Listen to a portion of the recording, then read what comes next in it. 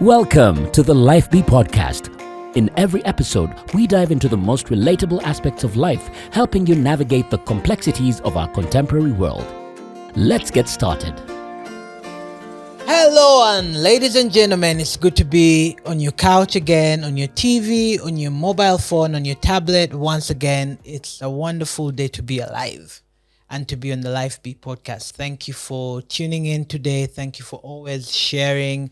We'd encourage you to go subscribe, go like, go share, go give us some rating there on iTunes and all that. You can catch us on YouTube, Spotify, Apple Podcasts, Google Podcasts, which has moved to YouTube Music, I believe, or anywhere you get your podcasts.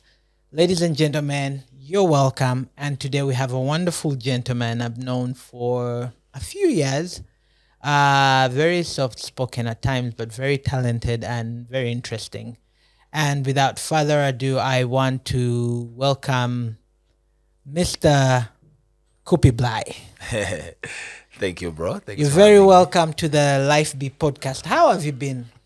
I've been good. I bless the Lord. And of course, life's challenges, but what is life without them? You've been traveling a lot. You haven't been in the country. I was away for about 6 months, but Okay. I've been back for about 2 hours.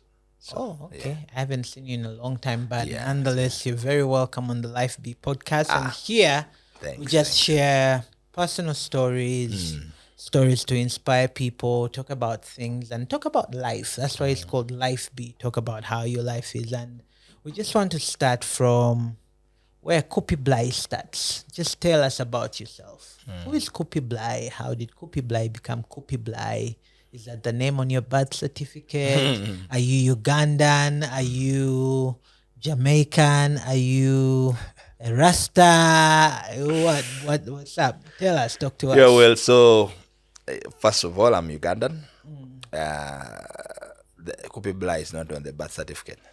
But if I were given a chance to put it there, probably I would. My birth names are Kusasra Emmanuel Edwin Selwanga. Born and raised in the ghettos of Katwe, Kere Zone. I loved music since I was a kid. Having grown up in a very humble background, it wasn't like something your parents are going to clap for you, you go and do music. They want you to be a doctor and, all those things. So, of course, I had a bit of a challenge when I was starting the music. I had to do it underground. But again, those are all the testimonies that make me who I am today. So, I'm married and have 3 children so far. 3 beautiful girls. I bless the Lord for that. And welcome to the girl club. I have 3 girls also. Amen. So you grew up. Your parents were pastors, right? Yeah, my parents are pastors now. They weren't when we were growing up. Yeah. My dad was ordained when he was away. My dad was away for about 10 years. Wow. On Cheyo in the UK. So he was ordained when he was away. And when he came back, he has his own testimony. He tried to resist the call to take on the head role as the lead pastor. Okay. Mainly because, you've been away working for over 10 years trying to change the life of the family. And here you are being given this role that stops you from working and the kind of church you are taking over is known. I mean, there are some churches they tell you we want to appoint you as the head pastor and you thank the Lord. You have a car, you have a house, allowances, a salary. Totally different. Fuel cards and stuff. Now there's nothing. So you're the one he actually putting tried. money. Exactly. He actually tried to run away from it. But the Lord showed him in very strong terms that I want you here. So he survived a deadly accident. Oh, wow. And before we could even know, the family, that our dad had survived a very bad accident, he was already at church and he had accepted, and people were laying hands on him, and Wow. yeah, he had a So very that was good, his wake up call. he It's had like, a very okay, good now things encounter are with serious. God. Yeah, he says he had God tell him, you had led to the death of these people because of your disobedience. So, and again, like, so that's a good way for him. I wish I could hear God Story of tell me Jonah. like that very, very clear. You don't want to pray for that. No, but I'm trying to say, like, when you hear that, like, That there clear. is no clearer Doubt. confidence. Yeah, like there's no So doubt. whatever challenges he goes through, he knows at least. like he knows I Big did call guy up there myself to says this. this is the Yeah, thing. So that's a good thing. So were you in church at the time Yes, all yes, that yes. happened? I've grown up in church most of my life. Mm-hmm. My parents got saved after I think I was born. My dad. My mom got saved before then. My dad got saved after. So you were born again. You were born. I wouldn't say. Maybe I was there after I think the birth the birth kind of led them to Christ. I don't know how. But anyway, so but I've grown up in a church. in a like a believing family, and all my life my parents were singers in choir. Oh, okay. So that So kind of comes like from the normal. there. Yeah. My But dad they- up to now still sings in the But choir. they didn't want you to do music. No, they didn't. Was it Not the kind of music you were doing? Or No, but just also music? just like when we were growing up, like it wasn't like a respectable career to take. career to take, and the kind of studio I was I was recording from Firebase, so it's not the kind of studio parents would be very happy to have their kid, relate with such people. Yeah. But again, like I was not singing in choir in church, so You I was just trying in to do church. like a solo career, and So Yeah. it wasn't clear what exactly you were doing. they were not they. So it's not like it just looked like it is a deviation from your studies. Yeah.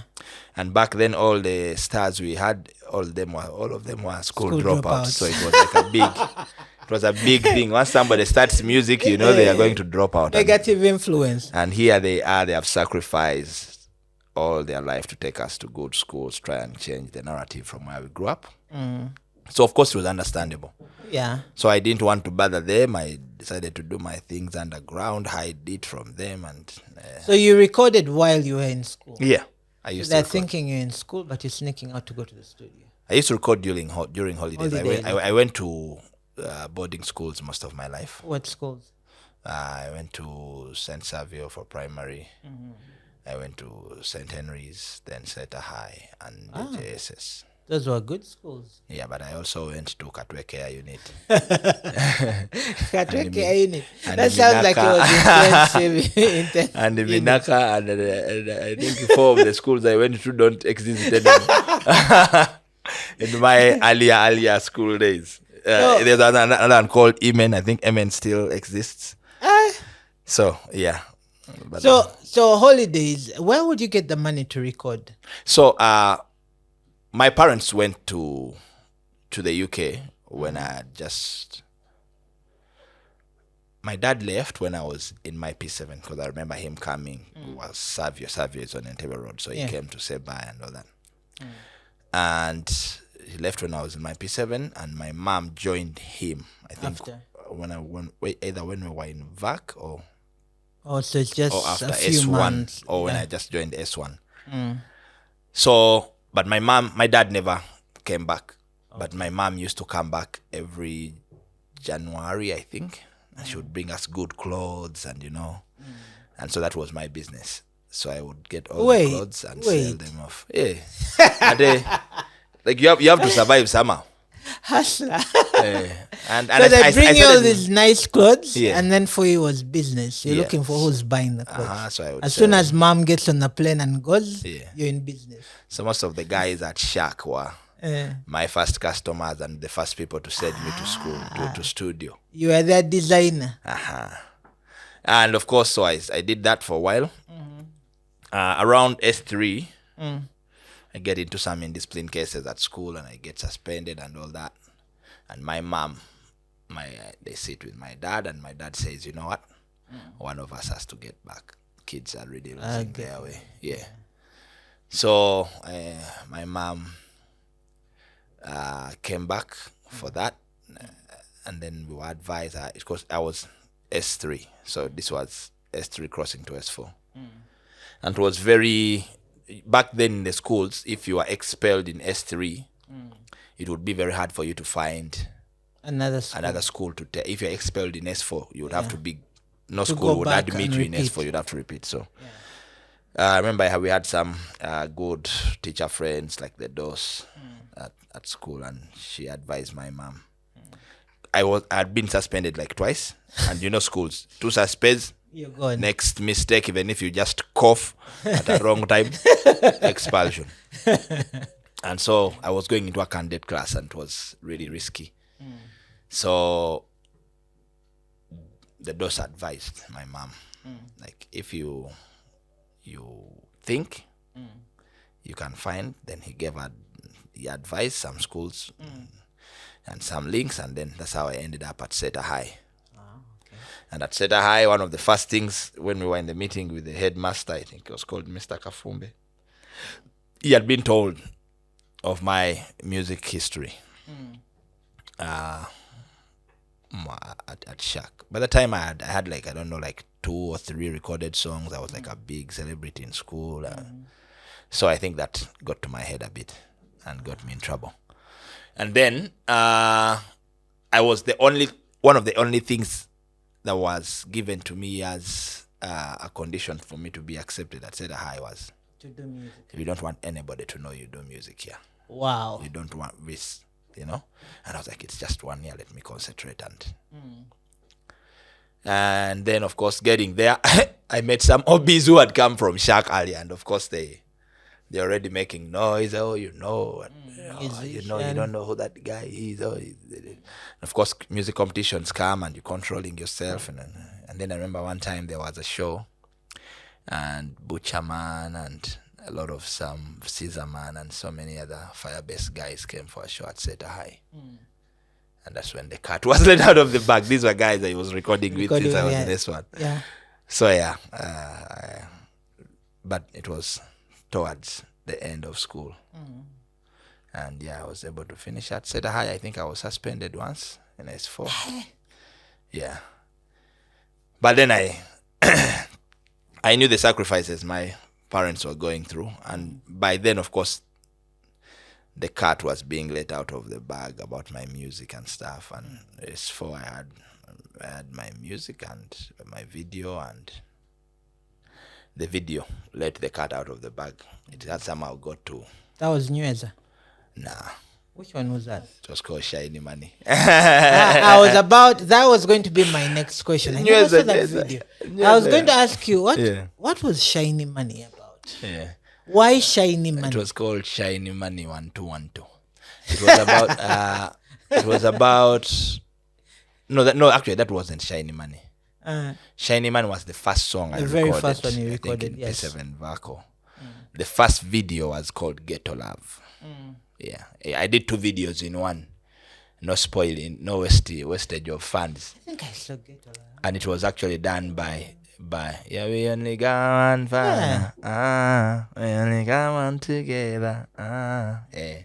So it was 2 songs. It was Ghetto Love and Glorify. So I started off with, I think, with a Glorify, then we switched to Ghetto Love. You couldn't waste the money. You had to half a video. Put them there. Let the people choose. Which they one? may think you only have one song. You need to let them know. What was Shiny Money about? Shiny Money was about, again, like just Shiny Money. Warning the youth not to run for Shiny Money because it never lasts. I only remember that because that was the introduction. You don't remember that whole song? I don't remember that whole song. Okay. And I used the song 1 2 1 2 nga tudduke misinde 1 2 1 2 nga tudda mugulu eyo kuluno ekindese kupikwe kulabula nti sagala onyumya seke nga tonalokoka dede bisigadde awo ne biwulira awo. But that was it. I think it was done by Rocky. It was called Rocky. It was the Rocky in-house. No, It was Rocky was just a producer at Dream Studios back then. He was the house producer back then. Okay. And then the Buakas came along with Pademan and stuff. Yeah. So you go through high school, then you get to university. What did you study at university? Social sciences. Yeah. So you miraculously made it emphasis to on university. sciences. Yeah. You miraculously made it to university after all the suspensions. No, but like I never forgot where I was coming from. And I remember when everything was out and my dad had watched the video and was a bit disappointed that I've been hiding this. Where did he find it, on YouTube? Yeah. Somebody it gets passed around and then I remember an uncle of mine who is also called Patrick. He's the one who let my dad watch the video. And my dad was like saying, when Uncle Patrick was telling, my dad is also called Patrick. So they were saying, I was like, Uncle Pat was there. And like he said, it can't be. That's not my son. We must have seen wrongly. Edwin is at school. He agreed. It's school. It can't be. Then when he saw the video, like, and of course that made it like I realized, like for him, he felt like I had hidden a big part of my life from him. But I was only doing it because I didn't want them to. I was not performing very, very well in school. So of course you would know that every time you come back with very poor marks in chemistry, they would say, it's because of your music. Yeah. So, and music had nothing to do with my chemistry failing. I was there. And being suspended. Yeah. The suspensions, it did. Suspensions are because of music. You would sneak out to everything do music. was related somehow, that either sneaking in radios, we were never allowed to have radios or stuff like that. Yeah. Okay, so when do you decide that you really want to do music? I think I met you, was it your second year at campus? Yeah, either first year. I think first year. First year? Yeah. Okay, so when did you decide that you wanted to really do music? My earliest recollection would be P4. What? Yeah, before I went to St. Savio and I joined the Scouts and I became like the troop leader. So when we used to go for camping, I used to lead like the campfire songs and stuff. And you are good, and So I went back to school. I joined the school choir. I was very good at drumming these drums, and I was the local drums, and I was so. And somehow you're trying to figure out yourself. Where do you belong? You try to play soccer. You're like, there are better people. And then somehow you realized nobody was better than you at music. So you say, maybe this is my thing. That's his strength. But I had always like earlier recollections of me singing in Sunday school. And I always loved the music. Okay. It's just that the community we grew in, like it was a luxurious thing to do music, and it was looked at as wastage of time. So something for people who had nothing to do. Yeah. So you said, this is my dream that I'm going to chase. Yeah. So you go to campus, you graduate, and you still insist you want to be a musician. Campus is actually where I would say I had my breakthrough with Boaka, and that I think solidified it for me. Yeah, because now you had bookings, you go around, perform at different events. It also messed me up a bit at campus. I was supposed to be at campus for 3 years. I think I was there for 6 years. No way. So you kept doing retakes. Feel free to call me a doctor. You became a doctor. Yeah, but not so much retakes. I kept around, I think, my final year. 2012, 2013, I started getting trips and I was moving out of the country. Oh, okay. And as you know, for anybody who's grown up where we've grown up and you get your first trip, there is no way you can say I have a paper tomorrow. You and just there get is an on opportunity of getting on a plane. You get on a plane immediately. So yeah, anyway.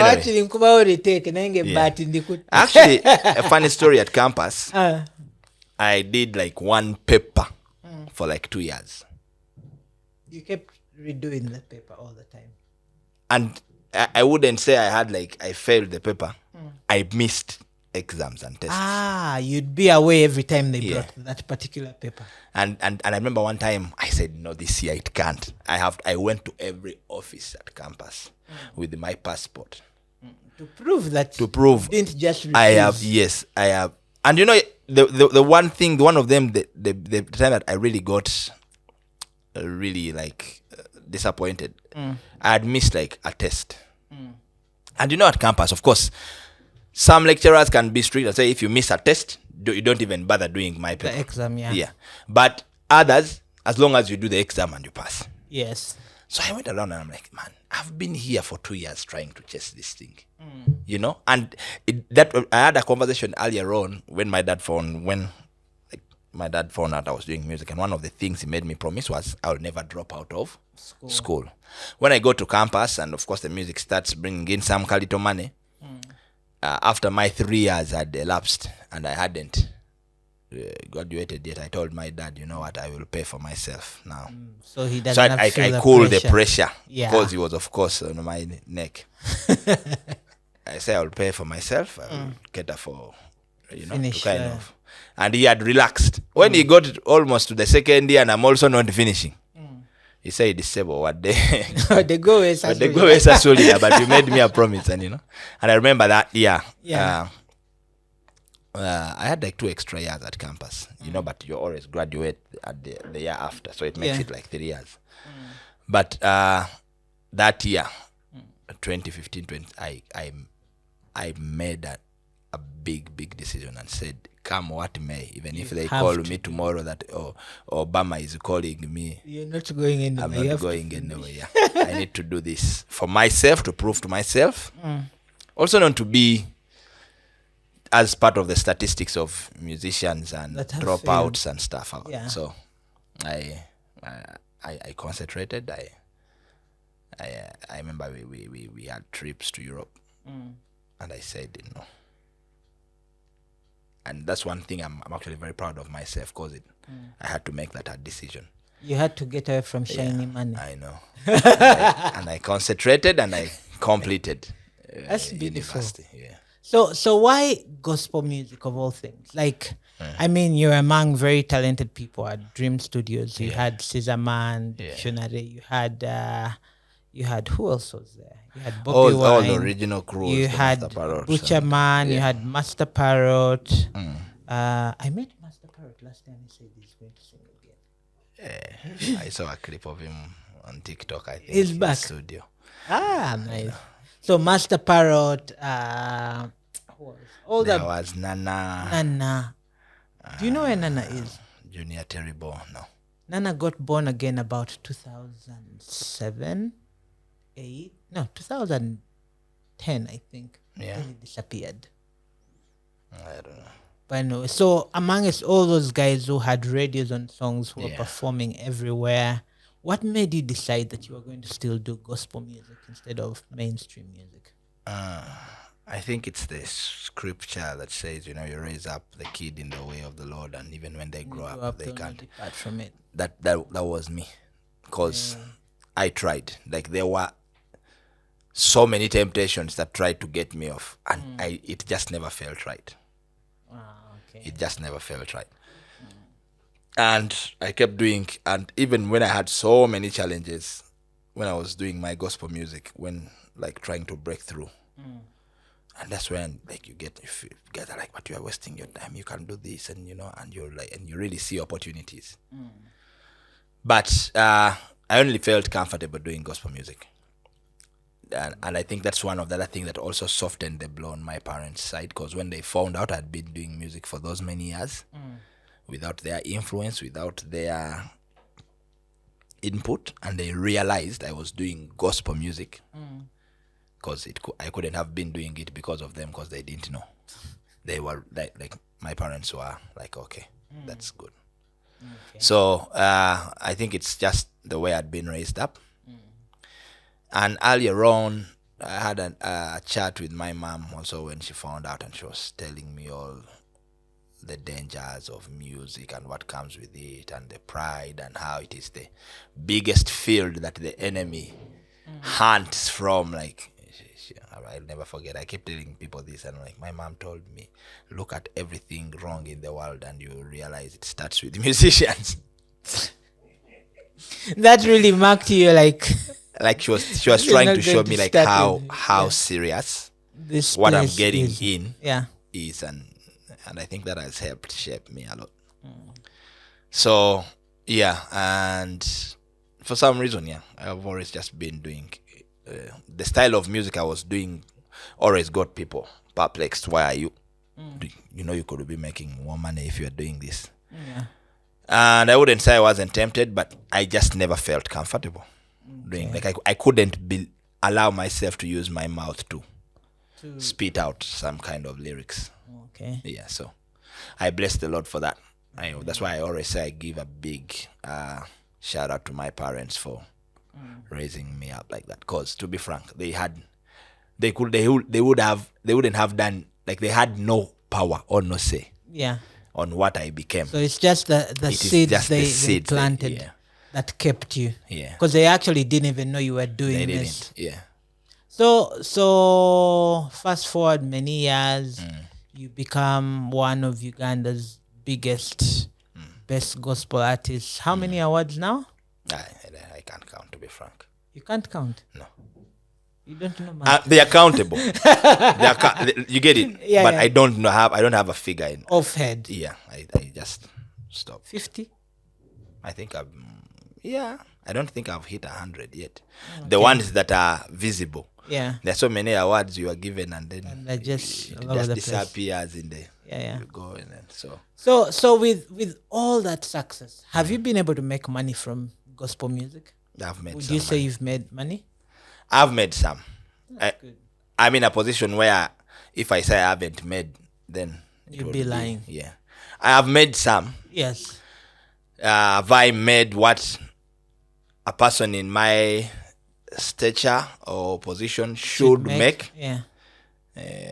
or what the world thinks I should have made? No. And why isn't that the case? I think it's just the nature of the ministry we are in. Yeah. Yeah, and also like where we operate. And you don't realize that when I'm here, I don't feel that bad. Yeah. It's when I travel And then you look at the figures. and people are thinking, looking at you like you are Coopy Bly, and Hey, we've read about and you mean you are, and then you realize I'm still doing badly. You're like, yes, you see me up here, but my bank account Yeah, I know. is negative. So that's when you realize, yeah, man.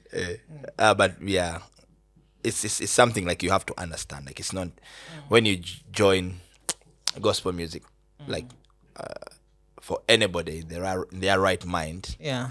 and anybody who has joined it like mature enough, money is not like top of the list. Yeah. If you want to make money, you go do other things. That's true. So like it's something like you expect. So it's not like I can say, oh, I'm disappointed, or You No, know, I knew what I was getting myself into. The financial state Yeah. of the industry you're in is. yeah. But I should also say, I've been blessed in so many more ways that I could have never been If you were if not. I was not doing gospel music. It's what I usually tell the new kids. The rewards that You serve come the with Lord, that. and God Yeah. makes a way for you somehow. And then it's just the thing of being comfortable and learning to appreciate the little you have. I mean, when you come from where I've come from, Yeah. I keep telling people there was a time, I think when I was at campus, and I had those big songs, and I didn't have a small car, not even a small car. And I prayed for a car, and I said, God, even if you give me one that is on 3 wheels, even if you don't, as long as it is called a car, I will be appreciative. So if I once made such a prayer, and the cars I've driven, Better I than can't. that. If you get what I mean. Yes. Are there guys driving better cars that I look at on the road and say, "Ooh, I wish I could get that one"? Yes, they are. But when I remember, the biggest thing is to To back. look where you've come from. That's when you'll appreciate where you are. If you only look where you want to be, it's very hard to appreciate where you are. That's true. Yeah. What are some of the lessons you've learned being in this industry? First of all, one thing I keep telling people, you really need to keep learning. You can never feel and reach a state and say, well, I think I've learned everything there is to learn. And then you need to be moldable. I don't know how to put it. You need to hold yourself in a state of knowing, well, I don't know it all, and I'm ready to be molded into what I'm meant to be. You have to put yourself in a teachable position. I don't know if that makes sense. Yes. You need to be willing to learn. Very flexible. And make yourself like vulnerable to God. Like, say, well, if you take yourself in this kind of state where you feel like, well, I know it all, and that's when you'll find it very hard, because trust me, you're going to be taught stuff and you're going to realize all the stuff you've been doing for how many years, and it's been wrong, and so yeah. So that's one of the biggest things. But also just to love what you do. One thing for sure, gospel music, despite the fact that it's also music like any other music industry, is totally different. So you really need to know what you're getting yourself into for you not to be disappointed. And I always tell people, you need to remember, like, the mission we are on is not like our personal mission. It belongs to somebody. Yeah. So when the person, the God who sends us to do whatever we do, when he doesn't provide for some equipment for some missions, you can't hold yourself accountable. I always use the example, like, if God has given you a song and hasn't provided the funds for a music video, it's not your fault. So don't try and help God and go and figure out ways of figure some money somewhere. I need to help God here, and we really need to shoot this video. Yeah, sometimes you just need to know, well, the one who sent me knows I need this money for the video. And if he hasn't given it to me, he can't hold me accountable for that. Do what you have to do. Because that's what I think ends up messing up most of the guys. Yeah, that's trying to figure things out, like in the physical.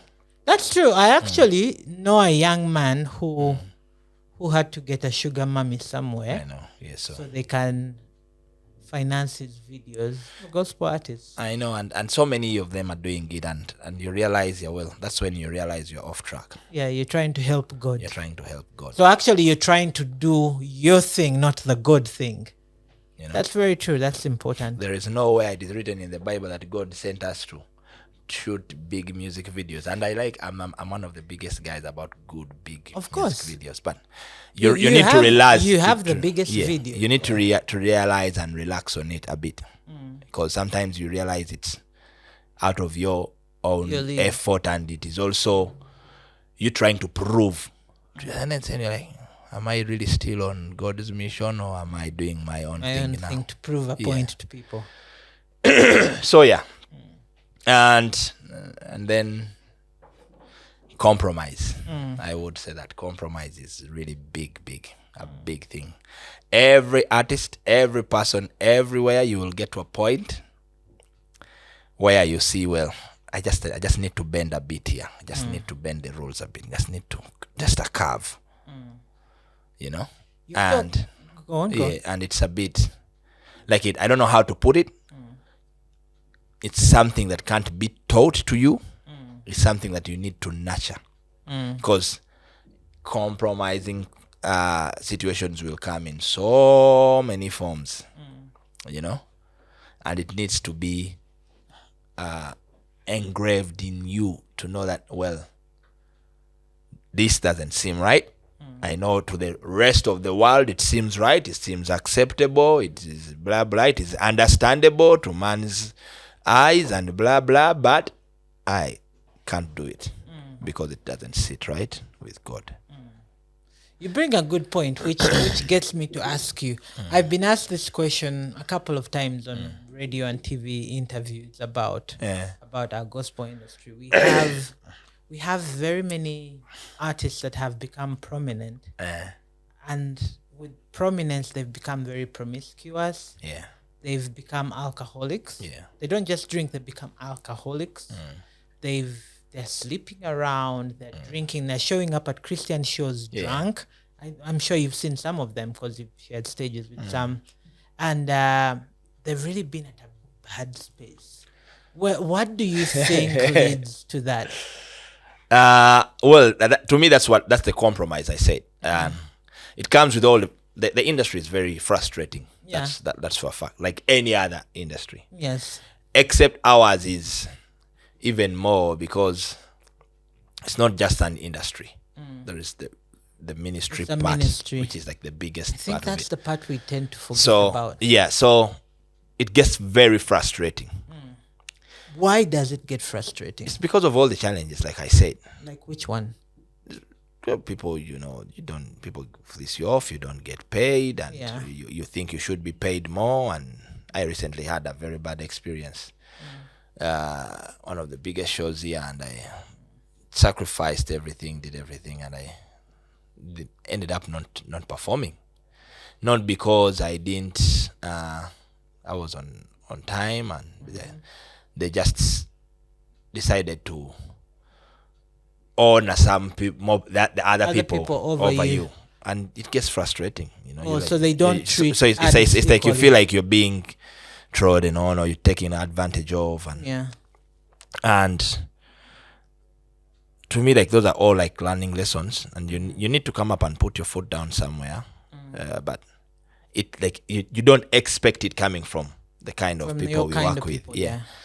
But anyway, so the other thing is also the line of what is right and wrong, the black and white, is very blurry these days. It's the world is very gray.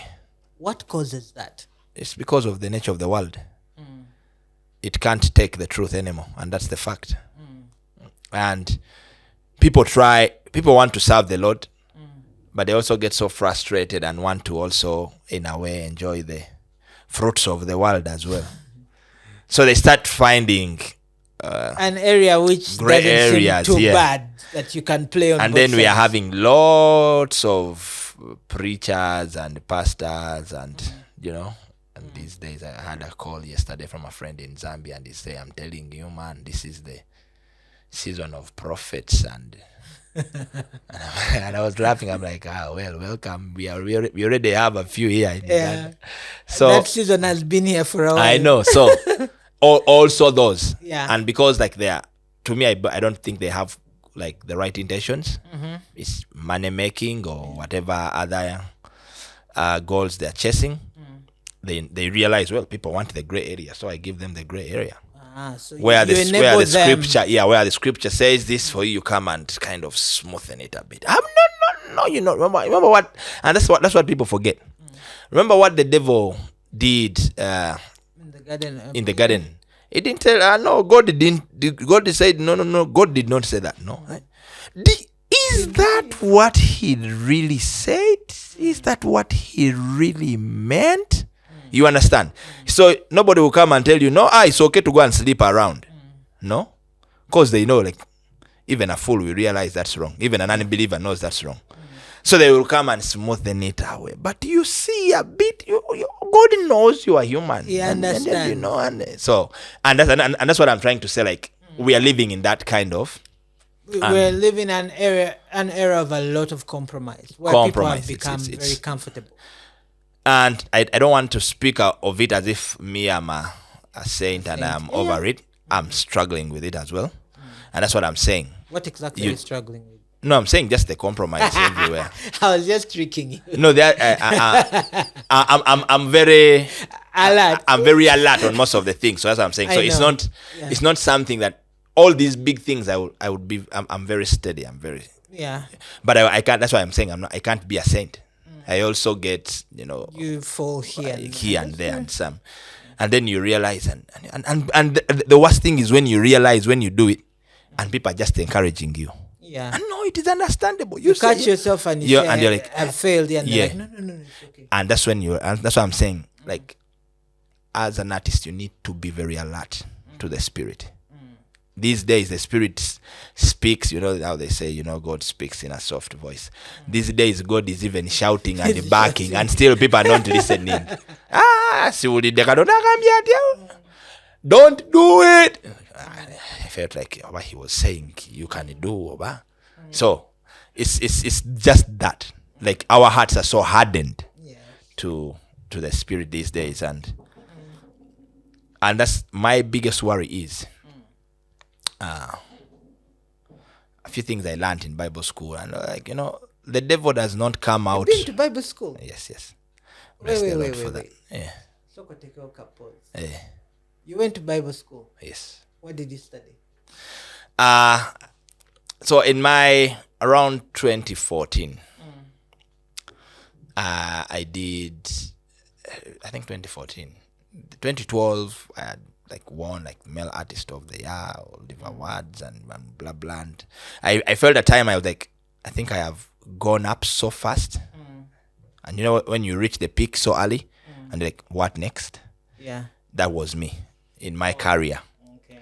And I was like, I am here, and I don't know if I have gotten here on the right path. Maybe I feel like I've just kind of fluked the opportunity to be there. And I remember I was really worried about either, and there were so many things. I had issues. People were complaining about my hair. Yeah. And I was like, in my heart, I knew what I was doing. Let me remind you, I don't know if you remember that there's a church somewhere on that road that goes to Luzira. Yeah. I remember we had that show. This is very many years ago, and the pastor saw you and said, "Were you there at that show?" And when I came in a suit, yeah, I know. So I had said, "This guy with this hair, no, he's not getting on the stage. He's not getting on my stage." I had so many of those issues, and I was like, "Now I need to know." Is it the hair? My teaching and everything, I knew it was not an issue. But of course, we are living in a very conservative world, and you realize most of us here, the scripture is basically crammed because we grew up. Understand it. We grew up in a very spiritual community here in Uganda, and we are so much into religion that even when we get saved, remember when we were growing up, they used to tell us of local Sidin. It is easier said than done. Yeah. People still want to find the deen somewhere. They want to make their deen in there, like a religious do and don't, and and if you've been to Bible school, you know that's how the scripture has always been messed up, because what makes all these many religions is because there is only one truth, and that's the fact, by the way. Yeah. Jesus never told the people this is the only true religion. He only said, if you don't, you can't come to the Father except you come through me. Yeah. So now people start making up their own doctrines to try and you realize everything is in their favor. Those who feel like for us we can survive without drinking, they say if you smell beer out, you can if you do this, and then you if so and there's so many things, and knowing the community we grew up in and the community we've grown up in, you need to realize and appreciate why the Bible says, when they are kids, you give them milk. There are people who have been saved for 90 years and they're still taking milk. They haven't matured to a level where and that's a fact. It takes maturity for you to understand that. And so I got to a time where I felt like, and I remember one time I was in Ginger doing, I think, one of actually my university internships. And I got introduced to a place called YWAM. And I went and some of those times when you are soul searching, they don't know, they have like a prayer garden there. So I went and did I was doing like devotions and praying. And then I met a guy who was called Dr. Tim. He was head of the school, and he tried to interest me into coming. And I'm like, I don't have time. I'm a big musician. I can't commit that time to be in school. And it was like I had to do it like for over 6 months. And I tried the first time. And I'm like, you need to give me time to go back and perform. How will I get the money to pay? To pay you, yeah. And like, if God wants you here, he will provide. But you can't do that. Keep going on and on. So I missed the first year. And I remember that the next year I committed, and I will always thank God for my experience at YWAM. It was also more into discipleship, and I really loved the teaching. Like, it opened up my mind. And just for a fact, I came back with my hair. When I was going there, I promised God, if you talk to me and I realize I shouldn't have hair, I should cut it off. Yeah, no. So anyway, but you get what I mean. Yes. You get to a time where you feel like the responsibility you have, and this is one of the things I actually learned there. Yeah. About how the Bible and the teaching about the different, fields, and but most of you want to be teachers, but you need to know the responsibilities the teachers hold. Yeah. Like there is mochibo cause for the teachers, because to whom much is given, much will be demanded. So, yeah. And that's the thing artists should understand. You can't make excuses. Facts. Once you call yourself a gospel artist, there are things you ought. Other people can survive. Other people can sleep around, and God may have grace on them. Yeah. But a person who is responsible, who knows, who has been, what excuse are you going to give? You get what I mean? So it's a bit like very eye-opening. And I remember when I came out, I told as many guys as possible, I'm like, if you can, please find a way and do a discipleship training somewhere where it is actually, to help you understand better what you do. And I loved the experience, and I think it shaped me more. Yeah. It helped me mature more, better, and the whole experience, like, as it has taught me all the challenges I'm seeing now. I'm like, I thank God I did that, because it has helped me. And it shaped your writing. Most of your songs are centered around scripture. And before, I was, that's why I kept saying it. Even before I was doing, it was scripture, and that's what people kept. And I was like, but I was fluking. It's just like you've grown up around the scripture. Yeah. So sometimes it wasn't deliberate. But sometimes you're like, I know this is what I wrote. This is what should be written. Yeah. But is it? Do you live the sometimes when people understand? start challenging you, and you get and you're like, I can't give an answer to that. Do I really understand this? So that really helped me do that, and I bless the Lord for that. And I'm saying, once you understand that as an artist, once you understand the calling and the seriousness of the calling of you being a gospel musician, a gospel minister, you won't take it lightly. You will do a lot of work on yourself before you think you can. Because that's the thing. Most of us just float and the grace is there. You're just floating. You survive here, you survive there. And people think, he's steady. He's good. Come for you, you can lie to people. You can't lie to yourself. Yeah. So that's the thing. And that's why I was impressed that you went to Bible college actually for that, because that's not something a gospel artist would do. Yeah, and to me, I bless the Lord that it was I had got to that where I was thirsty. Yeah, you checked yourself. I and need to said, check myself, because now I realize people are over taking whatever I say like gospel truth. It's actually what I'm saying, the gospel truth, or am I misleading people? I remember when we were in Bible school and they were like, you will be accountable for every soul you have led away from God. And the guy was teaching and saying, pastors can teach, and I've said this before, I usually say it, when a pastor teaches a wrong message, the crowd, the congregation will, but that is a controlled congregation. Church seats 10, 20,000 people, those 20,000 people are going to get misled. Yeah. When you as an artist picks the pastor's wrong message and you sing it, you have no control at how far your song goes. Yeah. So your reach is farther. So pastor and then it's going to go for very many years. And you can't control it. And once it is out, you can't say, hey, no, let me pull it. You get what I mean? Yeah.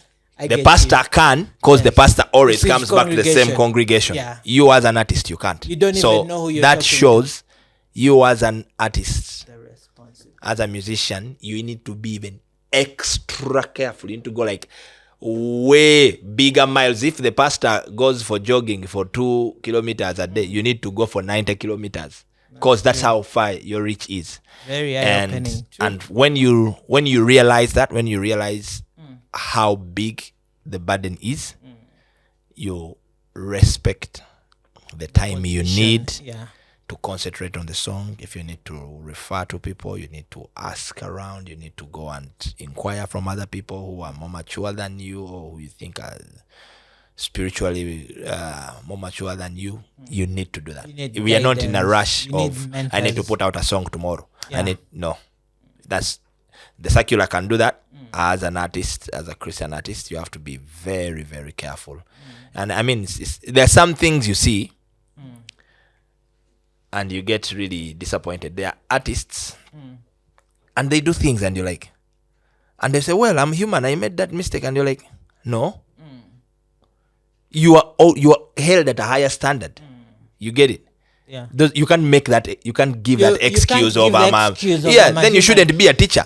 Yes. When a student fails 1 + 1 = 2, and you a teacher comes and you also fail 1 + what excuse are you giving us? You can't fail. Yeah. You get what I mean? You have a higher calling. And so then if you realize you also can't get 1 + 1, then first sit back, let others teach. So you get, like, I don't know if you get what I mean. Like, I get it totally. You have to be prepared and well equipped for you to know what you're doing. The issue Yes. is people are taking it lightly. Yeah. People think the office is I just come and sing and nah. You are putting yourself in a position. Something is coming to me. Let me give this example of a soldier. That's what I was going to say. When I in my normal clothes, I walk on the street. Let's say if there are rebels are coming, an army is coming to attack the government. Yeah. They will not shoot me at first sight. Yeah. Because I'm not a threat to them. You understand? Yeah. If you are putting on a combat, you are the first target. Holding a gun. Exactly. You understand? So the same way, and this goes back to what my mom told me. When the devil comes to attack, the way it hunts those so-called artists and ministers, my friend, the guns he brings out are not these normal AK-47s. He brings out those big fire pan because he knows who he's attacking. He expects you to know more. Yeah. So that's why you see, like, when stuff hits us, it's at a higher magnitude than, I would say, the civilians. True. Do you get what I The mean? impact. Yeah. Yeah. I was actually going to say, basically, from what you were saying, I was going to say where civilians holding guns and going to war without training. And I think it's because we just and look when at you get hit, you music. can't complain. But why did he shoot me? You're holding a gun. If you felt you are not ready, if you didn't want to get shot at, You don't would hold not the go gun. to- Don't yeah. put on the combat. Yeah. So we need to train for the position. Yeah. I think we just look at the music side of things. We don't look at the spiritual implications, the spiritual requirements, and the spiritual assignment behind the music. And I think that's very different for gospel. That's like to me, I always say that's what makes you. You can't be a gospel artist if you have no gospel. That's true. You get it. Yeah. And the gospel is not just something you cram and you come and, like, you have to live it. To live the life. And that's why I'm saying, to me, however So basically, good, you're being an ambassador musically. You have however to have good an lived artist sounds and sings, if they don't live the life worthy of that calling. to me, I don't rate them. Or I don't even consider them. That's a fact. Because the music is music. Yeah. Everybody can do music. Yeah. Yes, True. and everybody can quote scriptures and that. What It's the sets life you that apart comes is along exactly- with what you sing about. Yeah. The Beautiful. action talk, we preach more with what Action we do. talk. You had to plug your album. That was a beautiful album. Yeah. I wanted to ask, you have a foundation, Yeah. Yimba, Yimba, Uganda. which is Yimba from Sing. Yes. Tell us about Yimba. How did you come up with Yimba? What was the intention? What does Yimba stand for? What's Yimba about? What led you to Yeah. do So my upbringing Yeah. and my history, like I said, where I grew up. When you get to a certain stature, like the whole family is looking at you. I grew up in Katwe, in Kerea, like I said. I still have family up to now living there. Okay. And when you make it out of the ghetto, you are like the light, and everybody is looking at you for support. you get it. Yeah. And unfortunately, like I said, the gospel music, the name goes so high, but the bank is still there. So it got to a time where it was so heavy on me. Yeah. And I'd done work with Watoto before. Yeah. And my academic background, I realized like, we need more sustainable projects. Yes. Something that I can, it's easy for you to buy somebody a fish today, but when that fish gets over tomorrow, they will call you again to get some more fish. So the biggest thing is to teach them how to fish themselves. So that's how Yimba Uganda comes up. Big attribute to my wife. Yeah, Anna Marie. Yeah. By the time I met her, I was doing like a university internship, and we realized our hearts were connecting so much on that. And Yimba Uganda basically focuses on youth empowerment through skilling. So we are basically big on skilling. Why? Because most of the guys that grow up in the ghetto have dropped out of school. You can't take somebody who has been out of school for 3 years and expect them to go back and start afresh. You understand? Yeah. So the biggest thing is to give them a skill that can help them be get an income generating skill that is help them be self-sustainable. So, and that's what we focus on. We do a lot of vocation. So we do skilling, tailoring, hair and beauty, music, and we've been doing it since 2013. We are constructing our permanent home in Kayunga, and the journey has been really tight. So many challenges, but we bless the Lord for that, and I bless the Lord for the so many lives He has allowed us to impact and help, and every other year we have a graduation, and it's what keeps you going. Otherwise, I should have already child out a long time ago. Yeah. One time I remember we started when I was still a bachelor. I had like a house, a 3-bedroom house. And when I started, I'm like, they can use the boys' quarters.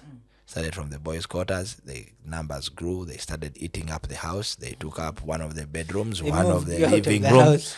And by the time I got married, by the time I married my wife, it got to a time when she was pregnant and we were living in the garage. Oh, so they slowly pushed you out of the house. Exactly. And I remember I have a picture of her lying there. She had dozed off with a big belly. And I'm like, I'm here torturing somebody. Is it not? Muzungu. I know. Of all things. and I bless the Lord for her. Yeah. For the passion. If it wasn't her passion as well, if she wasn't somebody who is invested in that, and you were there, no, but the challenges are too much. Yeah. Like you sacrifice a lot for that, but again, like I've said, God has come through for us several times, and we've grown to a level where now we are now constructing it's still that now that is the big hurdle. But when we think of the Lord who brought us from where we didn't have a single thing to now acquiring land and starting up at least the first building, now we know, like when you again, that's what I said, like when you look back how far you've come, it's easy for you to believe for the future. Yes. Instead of just looking at how far you want to go and not look back. Sometimes you will not appreciate where you are, but when you take a look back, you're like, but now where I've come from hasn't been easy. So if I got here, God will surely take me further. Yeah. You're a family man. How has it been balancing family and music and foundation? Normally you find that creative people are a big challenge. I tell people when you marry an artist, a musician, graphics design, an artist really. Yeah. We're special people. You have to be patient. Yeah. You have to be understanding. Yeah. And then you have to be willing to stand firm on what you believe. So we're not simple people to deal with. How have you been able to handle that? Just bless the Lord for the wife He gave me. She's all those things you have said. I know she's quiet and firm. I know she's firm. She will smile and yeah. But you realize they do a lot. Because if you had a wife who wasn't really good, then the family wouldn't survive with the kind of schedule you have as an artist and stuff. So you really learn to appreciate your wife even more. But again, I also bless the Lord for the example I have from my parents and her parents as well. Like, we have good people to look up to and talk to if there are any challenges. Yeah. But I wouldn't say we've had those many big challenges. I bless the Lord for that. We are still moving. And I think also just the prior marital counseling, that did a lot for me, I really believe. Because there's so many, before you get married, there's so many things you think should be done or you expect or the hearsay.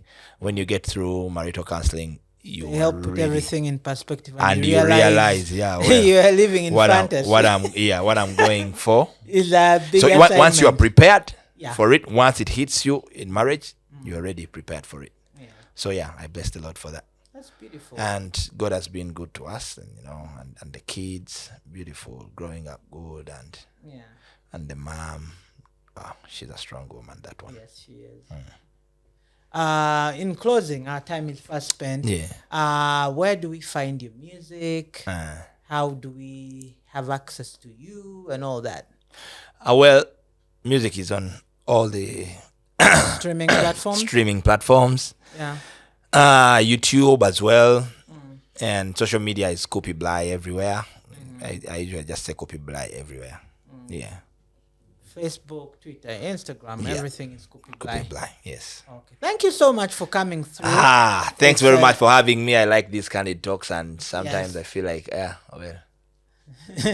like they lead you to think deep and appreciate the journey as well. So thanks again for having me, Baba. Thank you for coming. I bless the Lord for it. God bless you, our dear viewers. Thank you for watching another week of Life B Podcast. Find us on iTunes, Apple Music, Apple Podcasts, Spotify Podcasts, Google Pods, and everywhere you get your music, including Amazon. Is it Amazon? Amazon. I'm trying to remember. There's so many now. That's why I say just say streaming platforms. It's hard to pick out and name all of them. Find us there. You'll find Coopy Bly and all those. Please subscribe, share, support us financially. You can give to us on Cash App, mobile money. All the details are in there in the description. Please share with your friend and let us know what you think. We love you and God bless you. Thank you. Life B. Thank you for tuning in to the Life B Podcast with Sami-K. Your support means the world to us. Please leave a comment, subscribe, and share to help us grow and continue bringing you valuable content. We appreciate you.